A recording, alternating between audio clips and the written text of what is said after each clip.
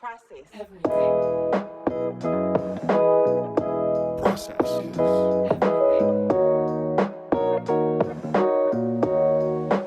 Process. Process Everything. is process everything. Everything. Process is everything. Well, folks, thanks again for stumbling to the Process is Everything. You're here with Blake Cook, Tracy Good. Blake, how you doing today, buddy? I am blessed and highly favored. Of course. Of course you are, man. Process is Everything is the podcast where we talk about everything from personal routines to business, of course, process, and, of course, women's fashion. Blake has a report on that every time. Let me tell you what. I'm glad y'all are here. Folks, today, now this is to the one listener who's with us. I'll say listener. I'll tell you what. I'm excited about today's guest because this guy, you know, you have a business, right? And you have people that you work with in business, and there's people you meet. And then there's people that you become friends with through business conversations and contacts. And that's this guy. Ladies and gentlemen, welcome Mr. Marvin Laster. Marvin. What it is. How what you it doing, is. man? I'm good, guys. How's everything with you all? We're great. We've been wanting to have you on a podcast for forever. Well, this is the first time I've ever done this, so take me slow. I'm a virgin, okay? Okay. Well, we'll do what we can. I know that's Easy. not true. Now, let me give our listener a few points of interest here that they may not know about you, or they do. Marvin, you've been in everything. Obviously, currently you're the CEO of the Boys and Girls Clubs of Albany. You got another venture going. We're going to talk about that in a second. But you've had various positions in the Boys and Girls Club all throughout the country, especially here in Georgia. You've been doing a lot of good things. But you've been in higher education. You've been in government at the highest levels. I mean, you were the right-hand man to the top dogs, right? Yeah, at one point. Okay, and you're very close friends with Jimmy and Rosalind up in Plains. Well, we're on a first-name basis. I call him President Carter. He calls me Marvin. You don't call me at all. And then now your new venture, Legacy C+C. This is exciting. You are, man, you're literally all over. You're Mr. Georgia. I wish that was so. I wish my bank statement said that. Well, we've been looking into that. Blake's got a few notes. Marvin is one of those people that walks in the room and lights it up, and you Absolutely. love to see him. I got to say, too, for some reason today, he smells fantastic. Like $1 million.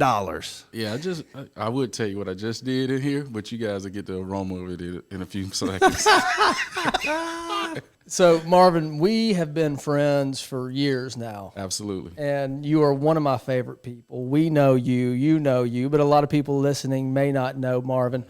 Who is Marvin Laster? Well, I'm just a kid from Albany, Georgia, that, has had some amazing experiences, thanks in large part to my experiences at Boys and Girls Club, which opened so many doors for me to allow me to come into my own, find my voice, but also provide, what I always tell people, the 3 E's, the education, experience, and exposure. And the greatest of those 3 has been exposure, because I've been able to experience some things that most people in life wouldn't be able to, meet some amazing people, travel some amazing places. So I am who I am. I'm just a kid from Albany, Georgia. Didn't come from I wasn't born with a silver spoon in my mouth. So very meager upbringing, but have been able to make it, as some people would think, and definitely on the road or a path to success. I feel like you are either friends with or have met every person on the planet. And I just want to know, from your perspective, who is the most intriguing person that you've come across in your ventures? Well, I once had the amazing experience to spend a full day with Sandra OConnor, Justice, former Supreme Court Justice Sandra OConnor. That was absolutely amazing, because when I first met her, we were in this room in San Diego, and she was there at my request, my invitation to our Boys and Girls Club National Conference. And I had to meet with the president of her foundation at the time, which was called iCivics. And she sat me down, and as a political science major, of course, I've studied her. I knew about some of her trajectory on to the court, and I knew how the Supreme Court worked. So I was sitting there talking to her, and she just started shotgunning questions at me. And, in the Supreme Court, each side only gets an hour to litigate their case. And at any given time, a justice can interrupt them and ask them a question. And that doesn't, when they ask you a question, that doesn't add more time to your hour. You still only have an hour to plead your case. So I was sitting there talking to her. She was asking me about what we were doing. And every time I get into an answer, she would stop me and shotgun a question right there. And she would say, well, I don't understand why you're doing it like this. And what about this? And you start down that road and she'll stop you. Well, what about this? And you go down. And this went on for about 15 minutes. And all of a sudden I said, Supreme Court Justice OConnor, with all due respect. And I started. And I went in. And she started shaking her head and she was looking. And the executive director of her foundation, after we took a break, he came to me. He said, she really likes you. I've never seen anybody talk to her like that. Wow. That's awesome. And from that moment on, everywhere we went that day, she would not go without me on her arm. So wow. I got pictures of me like escorting her around the hotel and United States Marshals kind of following behind us. Even when she went on stage, typically there's a marshal on stage with her, but I was the marshal that day. I even got a marshal pin to prove it. That is so cool. Is that how you feel when you hang out with me and Tracy? All the time, man. Yeah. You know, you guys are special. Special. We are special. Well, you know, we got names for ourselves. We like the rat. The Rat Pack. The Rat Pack. I want to say the Rat Trap. Rat trap. It's more like the Mouse Trap. All we're missing is Alex Wilson. That's right. We need him right here. We'll get Alex on the podcast soon for sure. Yeah. So you're truly a hustler, and I Oh, mean yeah. that in the best way. I mean, you're always thinking, you're always working. What drives you when you wake up in the morning? You've had some great successes in your life. One of the most successful CEOs of Boys and Girls Club in America, I would believe.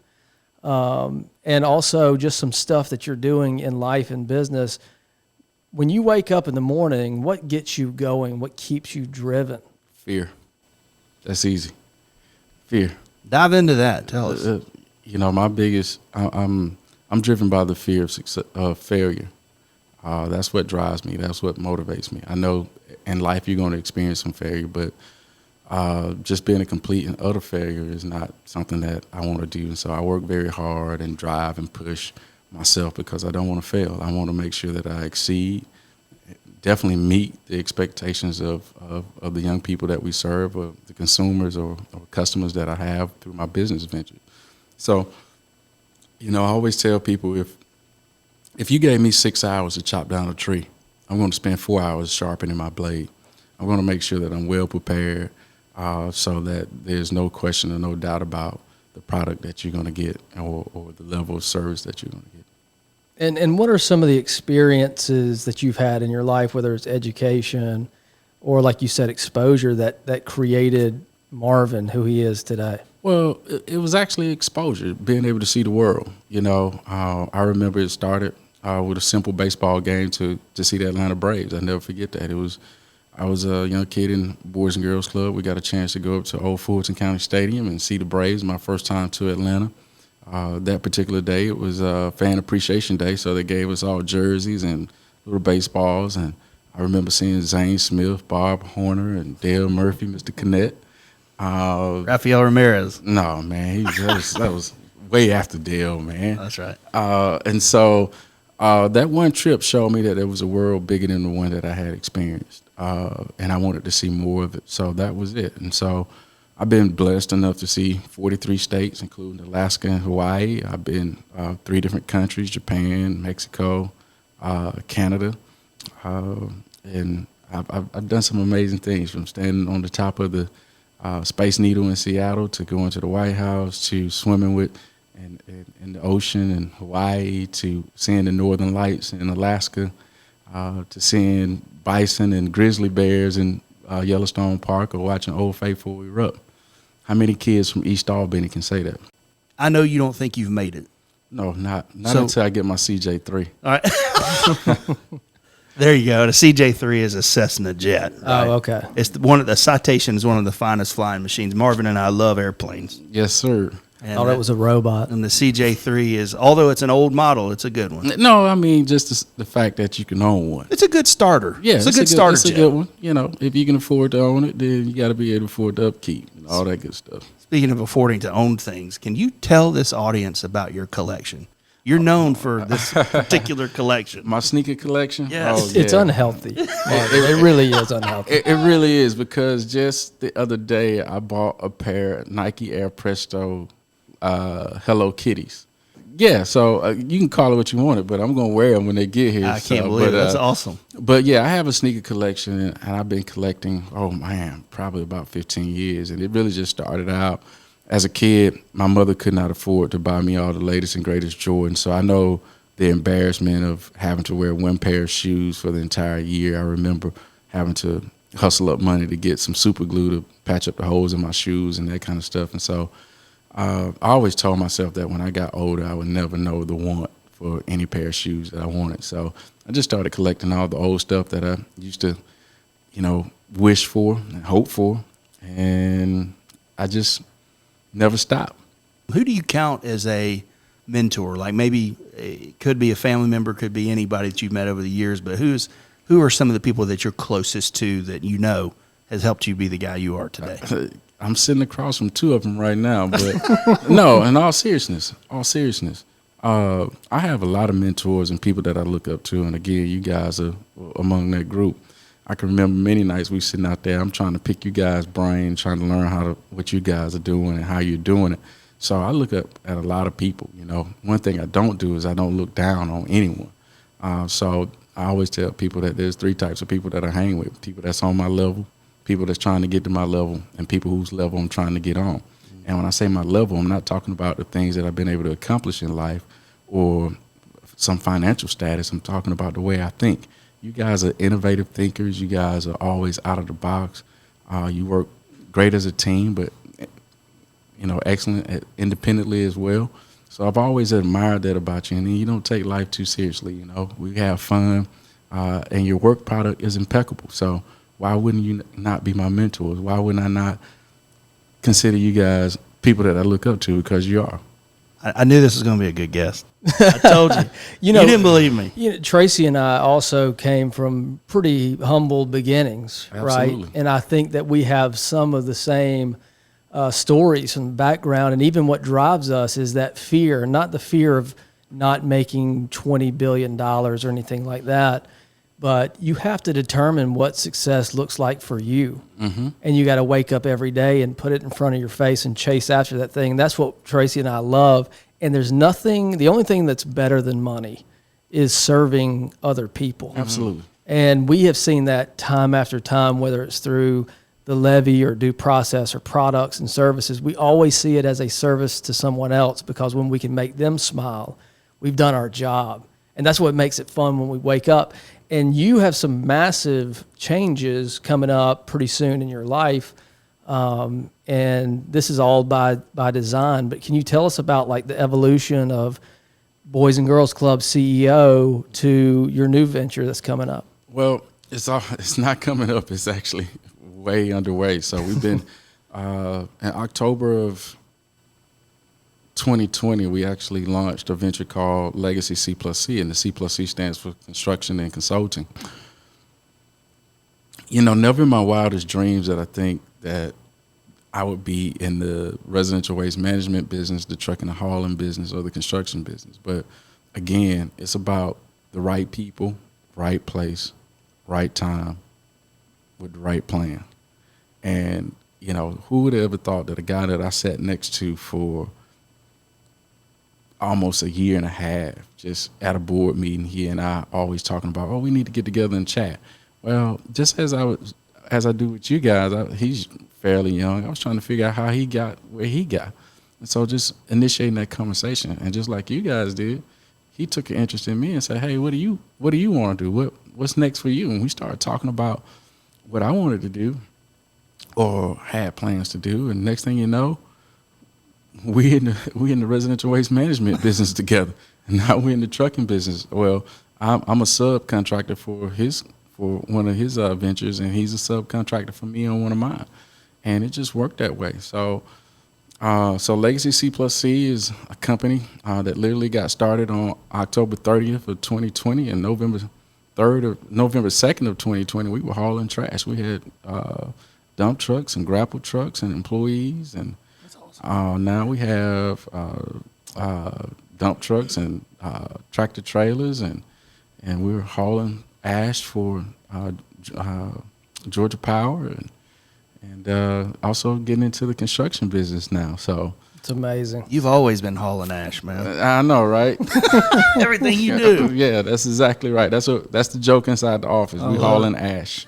So tell us a little bit about your vision. I mean, what does Legacy C plus C look like in 5 years in your brain? Legacy C plus C in 5 years is an opportunity for young individuals or any individual who is looking to build a legacy for themselves or their family, and willing to work hard, be dedicated, be creative, to make a difference in the community.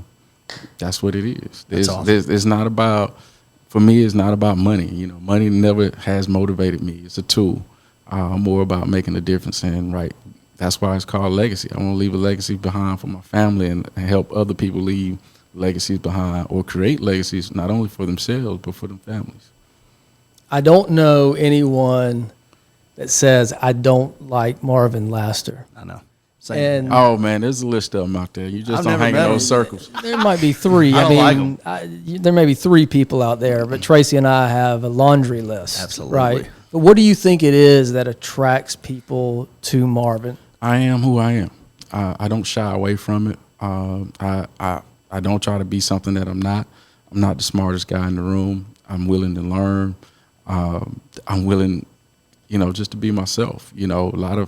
I hear it sometimes, even in my own community. You're with this group of people, and I'm like, yeah, I hang with them, and I understand what my role is at that table.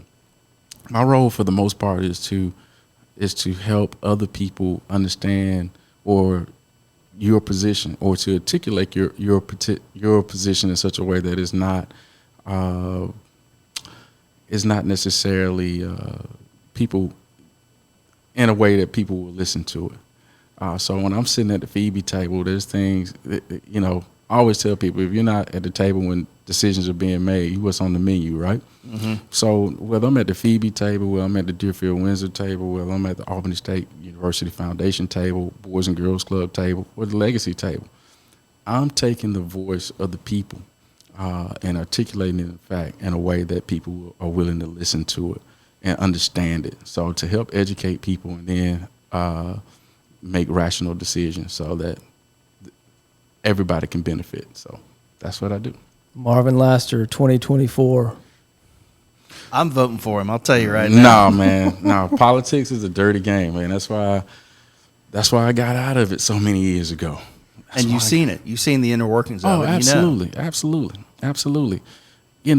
Unfortunately, the name of the game is always to get reelected. And people run on these platforms about making a difference, but it's hard when you're talking about Congress, when there's 535 people that got to vote. You got to get a majority of the people to vote a certain way to really affect change, and then hope the president signs it, right? Mm-hmm. So one person may be well-intentioned, but it's really hard for them to have a meaningful impact. So a lot of guys go to Congress, they have great intentions, but they realize there's an opportunity to make money. Yeah. And sometimes you have to sell your soul to make things happen. You have to sell your soul to make things happen that you need back in your district to happen. And it has nothing to do with what's right or what's wrong. It has everything to do about staying in power. And that's what you're seeing right now. There's a major war going on between red and blue. Mm-hmm. But many of us are more purple than we realize it. Right. You got extremes out there right now, but most of us live in the middle. I mean, do you see any light at the end of that tunnel? I don't know. It seems that across the world right now, there's this shock politic or politicians that are coming out here, people who can say the most outlandish things. And I think that's some of the downfall of social media. People are about being liked, and who can say the most outlandish thing to get the most attention. That's what you're seeing. Meanwhile, the fringes are controlling what's happening. Like I said, everybody is in the middle. Most people are in the middle.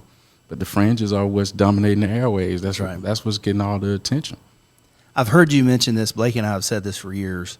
Many times, if you focus on your business, your community, and the boards that you serve on, and the groups that you serve on, communities, politics, all these things will get better because you are working to better your product, right? Absolutely.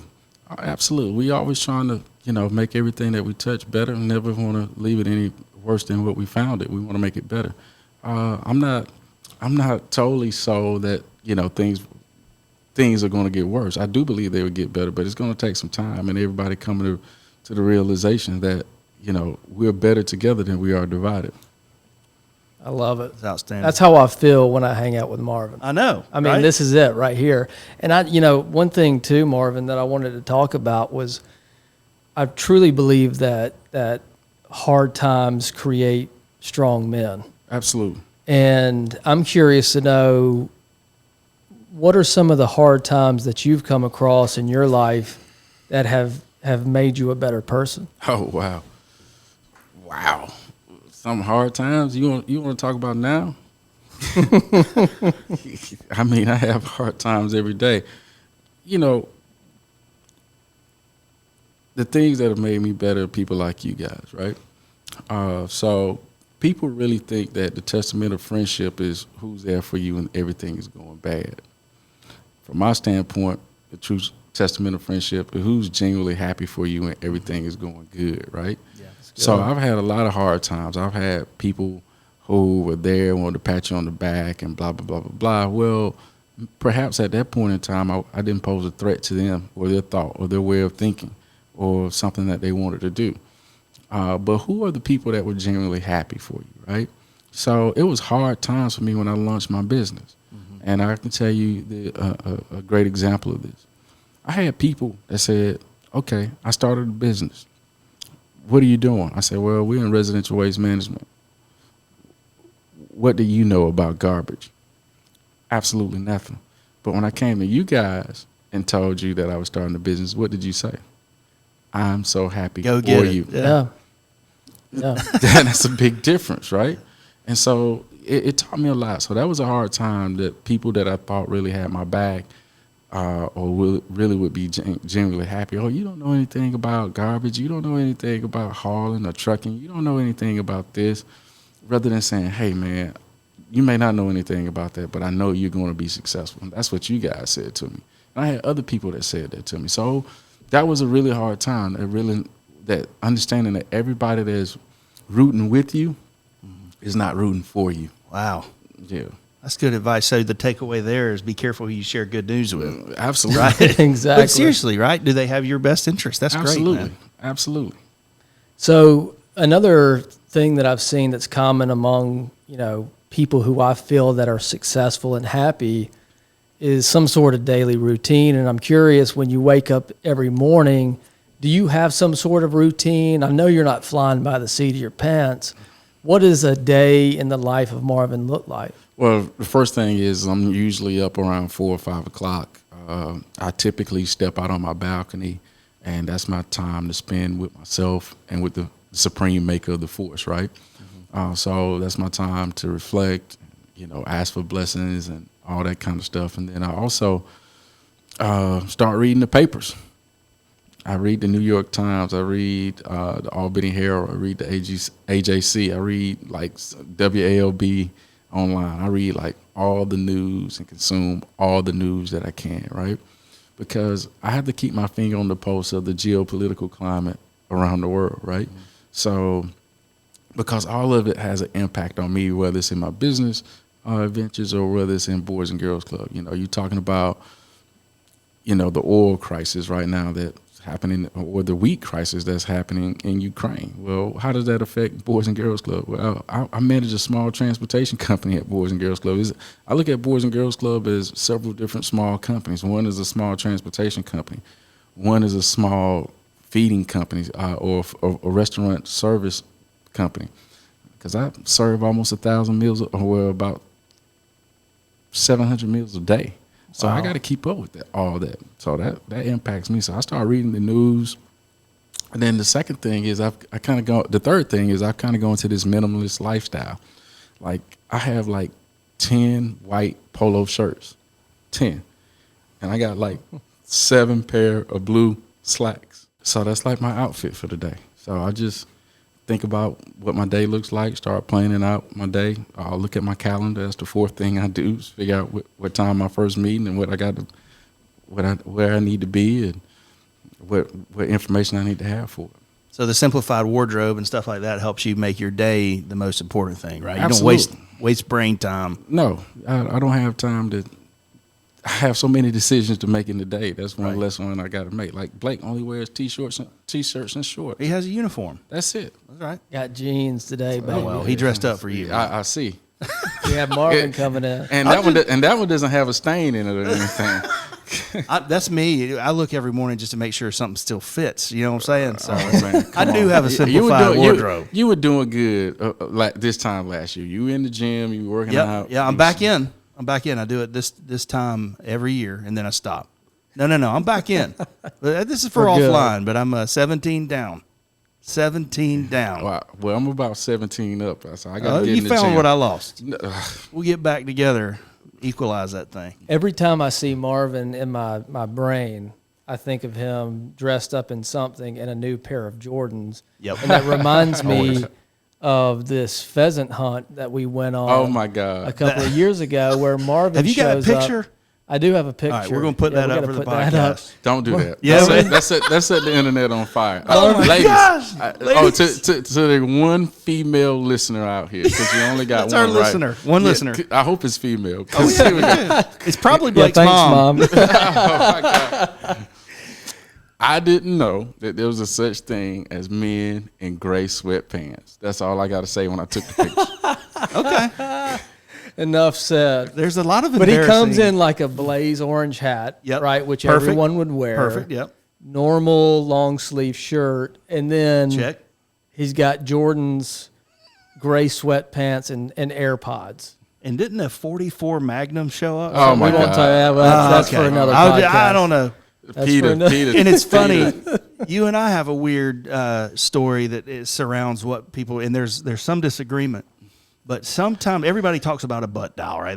That's not funny. But this was a butt FaceTime that Yes, happened. yes. Marvin, tell that story, and I'm not embarrassed. You go. You sure? Well, here's the deal. You tell it one way, and I tell the truth. So Well, go ahead. No. This No, is no, no, no. Go ahead. You FaceTime me at like 9 o'clock one night, close Okay. to 10 o'clock. I'm like, what the hell Tracy wants? Right. So I pick it up, and you answer the phone, and you stand there in your tighty whities and wife beater. and you see me, and you're like, and just hang up. Nightmare on Wall Street. But I had to call you back. I put something else on. Yeah, so I'm like calling back, like, what the hell going on right here? So What that's- scares me there is that at any given time at 9 o'clock in the evening, you could be out with, the president of the United States. Who Hey, knows? hey, And then there I am calling you. Yeah, well, it was so important that I stepped away. I appreciate it. And I was like, if Tracy is calling, it has to be It a problem. means He's in something. jail or somewhere. He's at Taco Bell. He left his Bail wallet.